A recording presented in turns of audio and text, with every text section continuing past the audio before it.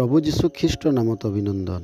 পবিত্ৰ বাইবেলৰ যোহনে লিখা শুভবাৰ্তা 16 অধ্যায় 10 পদত প্ৰভু যীশুৱে এইদৰে কয়, ধাৰ্মিকতাৰ বিষয়ে, কিয়নো মই পিতৃৰ ওচৰলৈ যাওঁ আৰু তোমালোকে মোক আৰু দেখিবলৈ নাপাবা।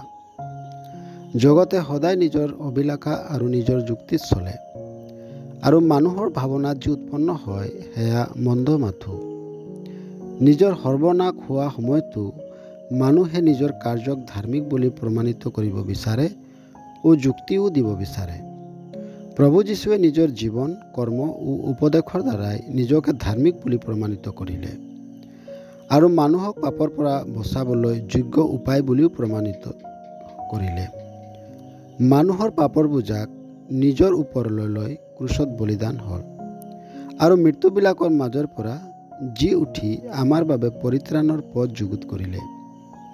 ধাৰ্মিক জনাই অধাৰ্মিকবিলাকৰ নিমিত্তে বলিদান হ'ল, কিয়নো জগতে এই ধাৰ্মিক ঈশ্বৰপুত্ৰক অস্বীকাৰ কৰিলে। ঈশ্বৰে তেওঁক মৃত্যুৰ মাজৰ পৰা তুলি স্বৰ্গলৈ নিলে। এতিয়া সেই ধাৰ্মিক প্ৰভু যীশুৰ সাক্ষী পবিত্ৰ আত্মাই এই শুভবাৰ্তা শুনা সকলোকে ধাৰ্মিকতাৰ বিষয়ে দুখৰ প্ৰমাণ দিয়ে। আপুনিও যাতে এইদৰে কৰিব পাৰে ঈশ্বৰৰ ওচৰত আমাৰ এয়াই প্ৰাৰ্থনা।